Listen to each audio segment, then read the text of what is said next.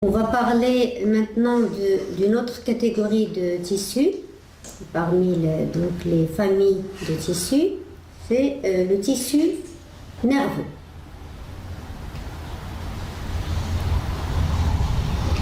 Alors le tissu nerveux, donc on peut voir sur l'illustration, est organisé en système nerveux. Alors on a le système nerveux central, avec principalement le cerveau et la moelle épinière, et le système nerveux périphérique, donc tous les nerfs qui desservent nos membres, qui sont en relation avec nos viscères. On a les ganglions et les terminaisons nerveuses. En ce qui concerne le système nerveux central, on a donc le cerveau avec ses deux hémisphères, on a le cervelet, on a le tronc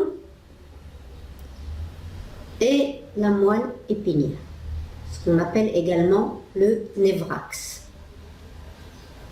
Alors le système nerveux,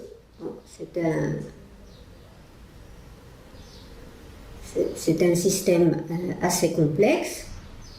Il est constitué généralement donc de tissus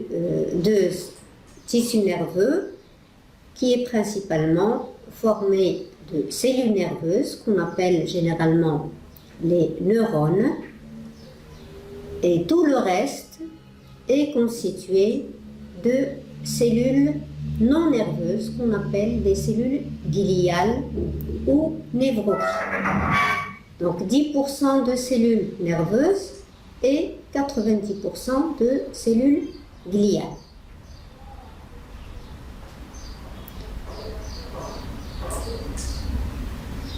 Alors, les cellules nerveuses, donc, ou neurones, ce sont des cellules hautement différenciées. Elles sont généralement donc spécialisées dans la communication intercellulaire.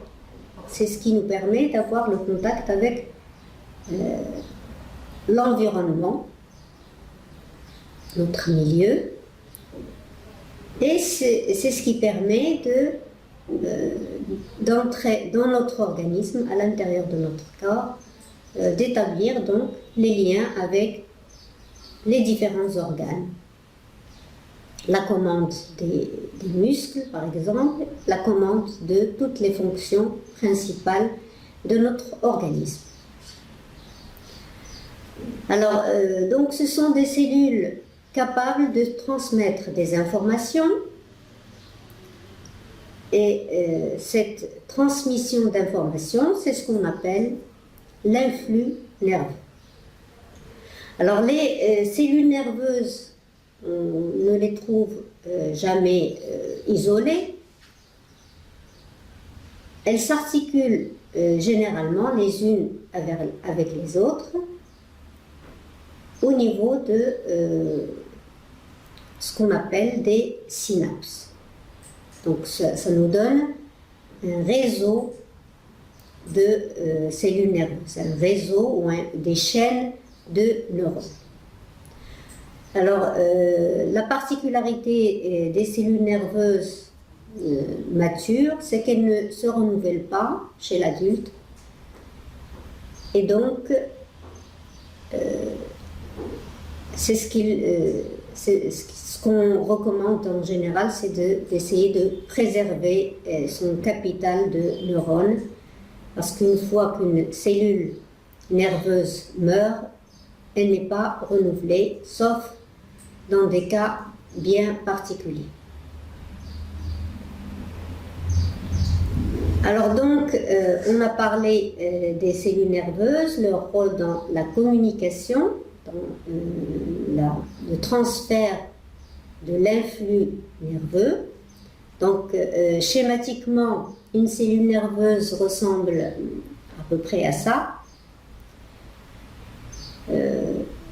Donc, vous avez dans la partie ici ce qu'on appelle le corps cellulaire, qu'on appelle également péricaryon, donc le cytoplasme de la cellule, son noyau.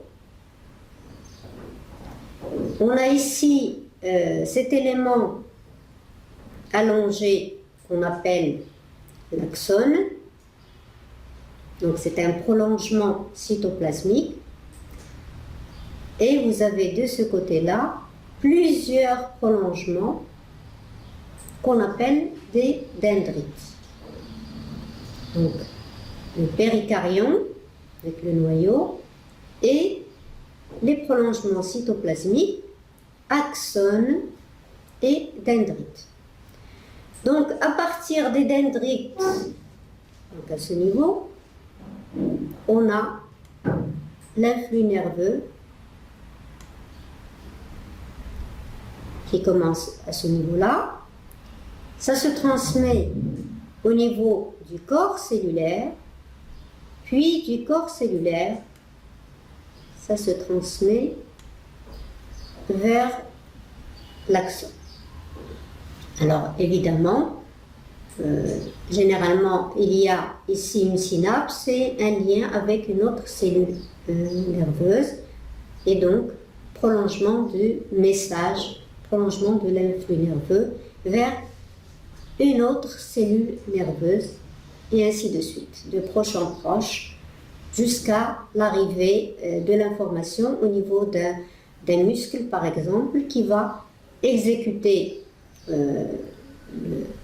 qui va interpréter le message et se contracter, par exemple. Donc, à partir des dendrites, l'influx nerveux se dirige vers le corps cellulaire, au péricaryon, et au niveau de l'axone, l'influx nerveux s'éloigne du corps cellulaire. Donc ça indique un trajet de l'influx nerveux. Alors, structurellement, lorsqu'on veut étudier les cellules nerveuses, on doit faire plusieurs préparations, donc des coupes dans les différents tissus qui constituent un organe en particulier qui est choisi par l'expérimentateur, et on procède à des préparations histologiques bien particulières en utilisant des colorations spécifiques. Donc, lorsqu'on observe au microscope optique une cellule nerveuse typique, c'est-à-dire comme celle que je vous ai montrée dans l'illustration, avec un corps cellulaire, des axones et des dendrites, lorsqu'on fait une coloration spécifique, on peut voir donc ici le corps cellulaire qui apparaît sous forme étoilée. À l'intérieur, on peut voir le noyau qui apparaît ici volumineux et clair, avec une chromatine dispersée. Et ce qui caractérise le noyau, c'est la présence d'un ou deux gros nucléoles. Ce qui indique en fait une grande activité à l'intérieur du noyau et à l'intérieur de toute la cellule. Alors ici, on peut voir ce qui est indiqué D ici, dendrite et l'axone qui apparaît à ce niveau. D'autres préparations permettent toujours en utilisant des colorations, observation microscope optique, donc d'autres colorations spécifiques permettent de mettre en évidence d'autres structures qui ne sont présentes que dans la cellule nerveuse. Alors, par exemple, avec une coloration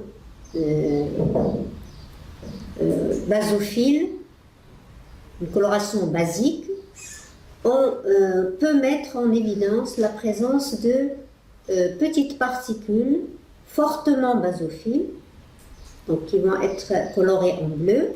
Donc là, c'est une schématisation, ça ne correspond pas à une photo de préparation, mais c'est une illustration schématique. Donc, ces structures fortement basophiles donc qui apparaissent ici sous forme de granules colorés en bleu, donc qui fixent le colorant basique, s'appelle un corps de Nissl. Donc c'est un organite spécifique à la cellule nerveuse. D'autres colorants spécifiques permettent de mettre en évidence ce qui apparaît dans l'illustration ici. Ça permet donc de mettre en évidence des neurofilaments et des neurotubules, donc on met dans l'appellation neurofibrilles. Donc, grâce à cette coloration spécifique, donc ça apparaît sous forme d'un enchevêtrement de filaments colorés en noir. Alors, ces structures sont mises en évidence par la suite par microscopie électronique. Alors, microscopie électronique, ça veut dire qu'on va observer toutes les structures plus grandes, parce qu'on va utiliser des grandissements plus importants. On va également voir l'aspect des organites. Alors donc, ce qui vous apparaît ici dans cette illustration, c'est tout d'abord la forme étoilée du corps cellulaire, la présence du noyau ici, volumineux, donc il occupe une grande place au niveau du péricardion, et au niveau de ce noyau, on a ici un nucléole bien visible. Alors, en ce qui concerne les autres organites, on a un appareil de Golgi périnucléaire, donc autour du noyau périnucléaire, ici. Donc, je vous rappelle que l'appareil de Golgi, c'est un empilement de dictyosomes et qui a son rôle à jouer dans le transport des protéines qui sont synthétisées à l'intérieur du réticulum endoplasmique, qui est en l'occurrence ici au niveau de ce qu'on a mis en évidence sous forme de particules basophiles en microscopie optique. Donc le réticulum endoplasmique granuleux plus des ribosomes libres, donc c'est des particules basophiles, constituent donc ce qu'on appelle le corps de Nissl. Alors c'est là où se font donc toutes les synthèses protéiques. Donc ici, en l'occurrence, dans la cellule nerveuse, les protéines qui sont synthétisées sont les neurotransmetteurs, c'est-à-dire toutes les molécules qui vont intervenir dans le transfert du message de l'influx nerveux. Ça peut être des hormones de type acétylcholine lorsqu'il y a donc un message qui doit donner lieu à une contraction musculaire par exemple. Donc ces corps de Nissl, ils apparaissent ici. Ce sont donc des amas aplatis de réticulum endoplasmique granuleux parce qu'ils contiennent des ribosomes, et des ribosomes fixés, et il y a aussi des ribosomes libres, et l'ensemble donc intervient dans la synthèse protéique. Alors il y a également ce qu'on observe ici, ce sont des filaments. Alors ce sont les éléments qu'on a mis en évidence en microscopie optique sous forme de filaments noirs et qui apparaissent ici sous forme donc de filaments. Alors il s'agit de neurotubules qui permettent de transporter différents éléments du cytoplasme, par exemple de la cellule à l'axone, ça peut être différents neurotubules et neurofilaments. C'est ce qui constitue le cytosquelette en général. Donc ce cytosquelette est très développé. Alors on peut également observer ici la présence de nombreuses mitochondries, donc en relation avec l'apport d'énergie. Donc c'est une cellule, la cellule nerveuse est une cellule très active et donc nécessité d'apport d'énergie sous forme d'ATP.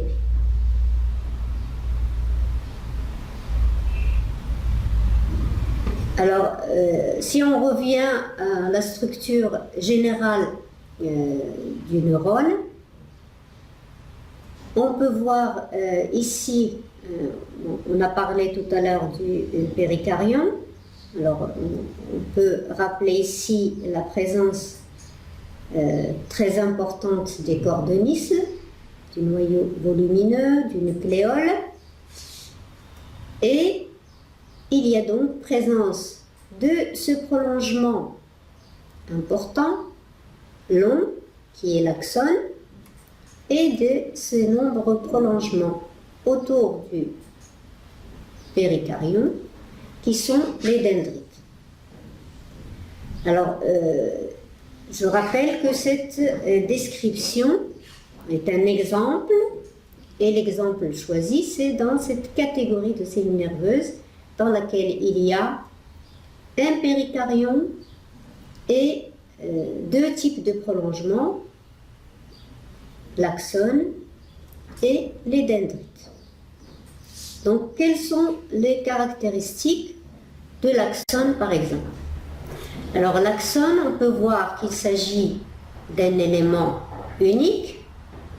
Voilà. Généralement, il est très long.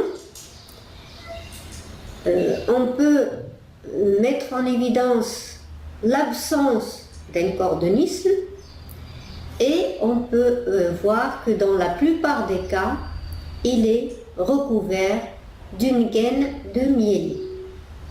Alors la myéline, c'est une sorte d'isolant qui peut être entrecoupé par endroits. Ça permet donc le passage de l'influx nerveux et l'accélération de l'influx nerveux qui peut passer d'une interruption ici, d'un nœud vers un autre nœud et accélérer le passage de l'influx nerveux. Mais généralement, il a un calibre constant et très rarement il peut se subdiviser en deux parties, sauf au niveau de l'extrémité finale. En ce qui concerne les dendrites, souvent elles sont nombreuses, ramifiées, donc ça donne comme les branches d'un arbre qui ont un calibre au départ et qui, en se subdivisant, se retrouvent à un calibre réduit de moitié. Donc on parle de prolongement qui se divise de façon dichotomique. C'est-à-dire que vous avez ici un calibre qui se divise en deux pour donner deux éléments qui ont un calibre réduit de moitié, puis ce même élément va se subdiviser de nouveau en deux et le calibre va encore être réduit de moitié. Donc c'est de là que vient le terme dichotomique. Alors, au niveau de ces dendrites, on trouve généralement les mêmes organites que dans le péricardium, qu'on peut mettre en évidence en microscopie optique ou électronique. Donc, on aura un corps de Nissl et des neurofibrilles. la particularité de ces dendrites, et par comparaison à l'axone, c'est l'absence de myéline. Alors, la relation de la myéline avec la structure générale du système nerveux central, que ce soit au niveau du cerveau ou de la moelle épinière, c'est les parties dans lesquelles il y a les axones, c'est souvent relié ou recouvert de gaines de myéline, donc ça nous donne un aspect blanchâtre. Donc c'est ce qui nous donne ce qu'on appelle la substance blanche dans le cerveau et dans la moelle épinière. Et au niveau des dendrites, comme il n'y a pas de myéline, donc c'est ce qui nous donne l'ensemble des corps cellulaires et des dendrites, c'est ce qui donne ce qu'on appelle la substance grise, donc par distinction par rapport à la substance blanche.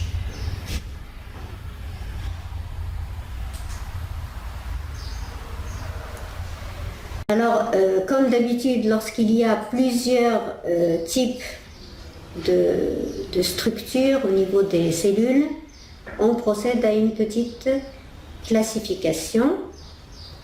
Alors, on choisit un critère de classification. Alors, par exemple, dans ce premier cas, si on considère la cellule nerveuse dans son ensemble, donc on considère la forme générale, on peut voir plusieurs catégories. Alors, vous reconnaissez ici cette catégorie qui nous a permis d'identifier ou qu'on a choisi comme exemple pour déterminer les différents éléments constituant la cellule nerveuse.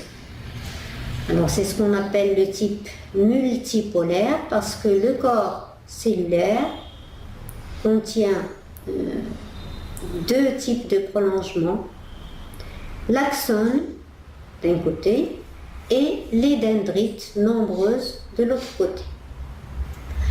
Alors vous avez les catégories les plus simples, neurones unipolaires, parce que on a un seul prolongement au niveau d'un seul pôle, donc unipolaire. Alors le péricardion, il apparaît ici en rose avec son noyau, et là vous avez un prolongement unique. Vous avez également les neurones dits bipolaires, dans lesquels il y a deux prolongements, un d'un côté et l'autre au niveau du côté opposé, donc bipolaire. Vous avez une catégorie de neurones dans lequel, à partir du péricardion, on a deux prolongements qui sont côte à côte, puis chacun bifurque vers un côté opposé,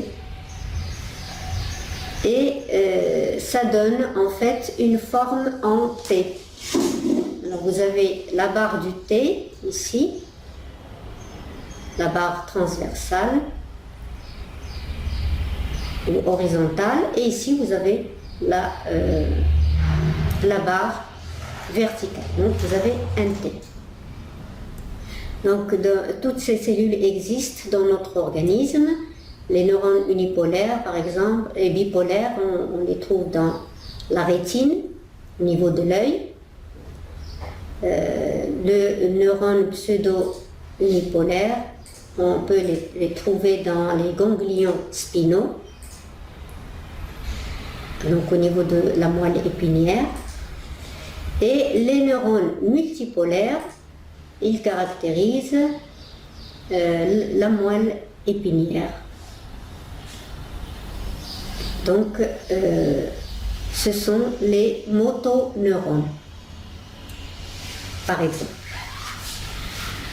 Alors, un autre critère de classification peut être la forme du péricaryon.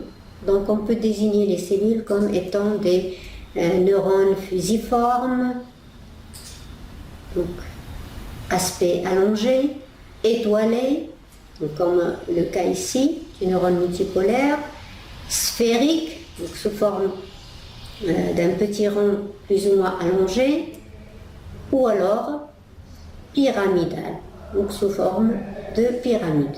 On peut également avoir la taille qui est différente.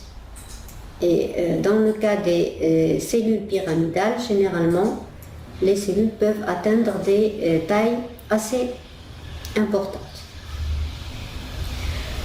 Un autre critère de classification peut être la morphologie des dendrites. Alors on peut avoir plusieurs cas de figure. Alors vous avez le cas des neurones dits isodendritiques. Alors dans ce cas-là, vous avez le péricaryon qui est schématisé ici et les dendrites qui forment une ramure uniforme autour du péricaryon. Donc c'est de là que vient le terme iso. Dans cette catégorie, vous avez le péricaryon et de façon très particulière, vous avez un arbre dendritique à côté du péricaryon qui donne une forme particulière à cette cellule et le neurone est dit idiodendritique. Alors évidemment, on peut avoir des formes au niveau des dendrites qui est intermédiaire, donc qu'on ne peut mettre ni dans cette catégorie ni dans l'autre, et ça nous donne donc le terme ou le type de neurone allodendritique. Un autre critère de classification peut être la longueur de l'axone. Alors je vous l'ai dit tout à l'heure, en général l'axone est unique, mais on peut avoir des cas où l'axone, au niveau de sa partie terminale, bifurque pour donner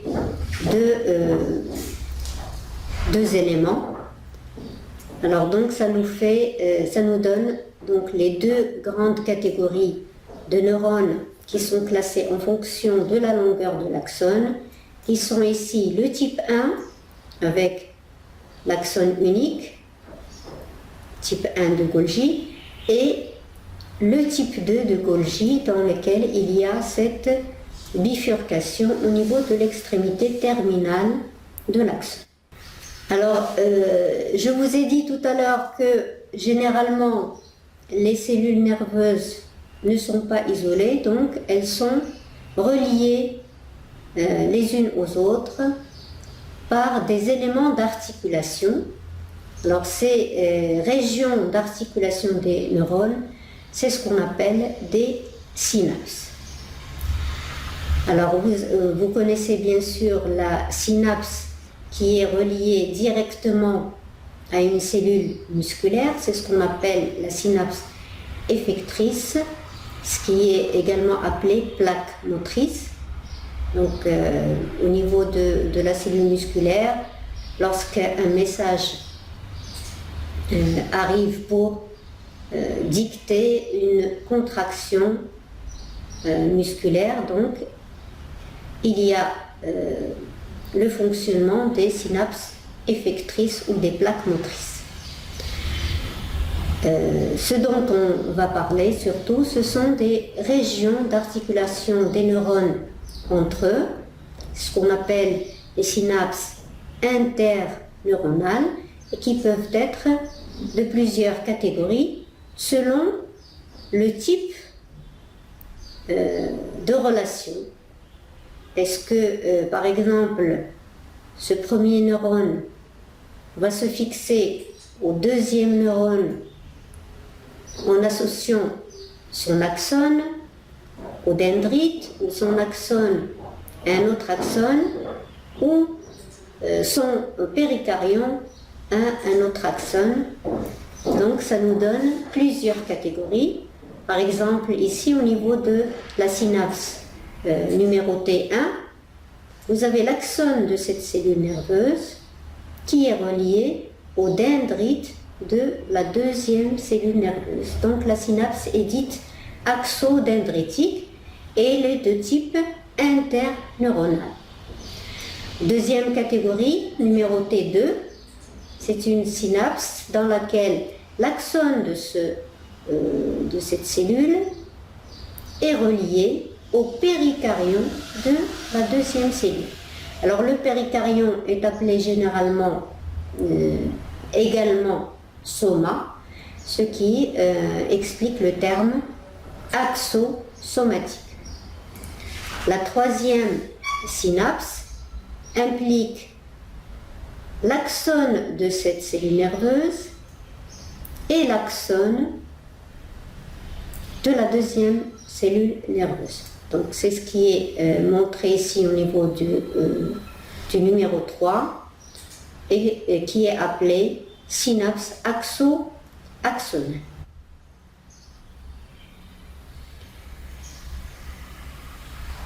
Alors je vous ai parlé des cellules nerveuses, de l'essentiel qui les caractérise.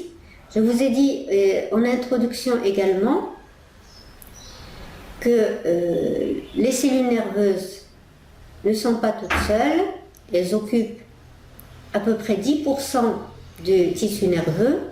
Tout le reste est constitué de cellules gliales qu'on appelle également névroglies.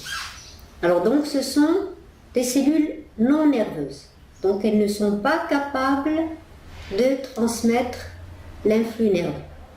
Le rôle principal, en général, peut être mis en évidence ici, sur cette illustration, dans laquelle vous avez un neurone avec ses prolongements qui établit de nombreux contacts avec plusieurs catégories de cellules. Alors, toutes ces cellules, en étroite corrélation avec la cellule nerveuse, s'appellent des névroses. Donc, elles ont d'étroits contacts avec les neurones et leur prolongement. Elles ne transmettent pas l'influx nerveux et elles ont plusieurs rôles. Rôle nourricier, rôle de soutien ou rôle de synthèse particulière. Alors au niveau du système nerveux central, en abrégé, SNC, vous avez 4 catégories: les épendymocytes, les astrocytes, les oligodendrocytes et les microglies. Donc c'est ce qui est illustré ici. Système nerveux central.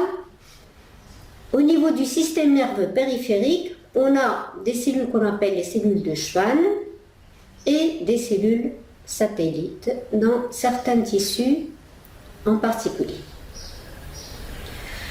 Alors, dans le système nerveux central, névroglie donc des centres nerveux. La première catégorie, c'est ce qu'on appelle les épendymocytes. Alors, elles tirent leur nom de l'épendyme. Alors, vous savez que le cerveau contient des cavités, des ventricules, qu'on appelle des ventricules, et il y a également un canal qu'on appelle l'épendyme. Donc, c'est au niveau du cerveau, il y a un liquide, le liquide céphalo-rachidien, et donc c'est au niveau de ces ventricules qu'il y a des échanges avec le milieu extérieur. Alors les épendymocytes, donc on va les trouver autour de l'épendyme. Ce sont des cellules de type épithélial, d'accord, donc de revêtement. Elles sont ciliées, peuvent être plus ou moins cubiques ou même allongées dans le sens de la longueur, donc on peut dire qu'elles sont prismatiques. Et donc elles sont au niveau des cavités ventriculaires du système nerveux central, donc du névrax. Et le rôle principal, c'est des échanges entre le liquide céphalorachidien, donc LCR, liquide céphalorachidien, et le cerveau. Voilà la première catégorie, épendymocytes. Deuxième catégorie, des cellules qu'on appelle astrocytes. Donc, comme leur nom l'indique, ce sont des petites, elles ressemblent à des petites étoiles. Alors on peut les voir ici. Vous avez ici le neurone, vous avez l'astrocyte, petite cellule avec de nombreux prolongements qui sont fixés au niveau d'un capillaire sanguin. Donc leur rôle apparaît clairement au niveau de l'illustration. Donc ce sont des cellules étoilées nombreuses avec de nombreuses expansions cytoplasmiques autour des axones et des neurones, et donc elles ont un rôle de soutien et un rôle nourricier puisque elles sont reliées directement au vaisseau et directement au sang. Troisième catégorie, des cellules qu'on appelle oligodendrocytes. Alors ce sont ces petites cellules qui ont un péricaryon ou un corps cellulaire assez volumineux et qui sont fixés par leur prolongement directement au niveau des fibres amyélines. Donc, au niveau des axones ici, vous avez un lien qui montre la relation entre les oligodendrocytes et l'axone qui contiennent de la myéline. Donc elles ont un rôle très important dans la synthèse de la myéline au niveau des fibres nerveuses. Donc là où il y a de la myéline. Quatrième catégorie, alors ce sont des cellules qu'on appelle microglies, donc qui indiquent qu'elles sont de petite taille aussi. Alors ce sont des petites cellules allongées qui ont un rôle phagocytaire, donc ce qui explique pourquoi il y a des petites vacuoles. Donc elles ont un rôle immunitaire au niveau du système nerveux. En ce qui concerne les névroglies périphériques, il y a donc les cellules de Schwann. Alors ces cellules ont un rôle très important dans la myélinisation des fibres. Donc les fibres nerveuses au niveau des nerfs périphériques sont entourées de ces cellules de Schwann. Vous voyez un lien très proche, les membranes qui sont reliées et un rôle certain dans la synthèse de myéline. Alors on a également des cellules qu'on appelle cellules satellites qui peuvent avoir un rôle de soutien et on peut en trouver au niveau du ganglion spinal, donc spinal au niveau de la moelle épinière. Elles entourent le corps cellulaire de chaque neurone en T et donc un rôle de support.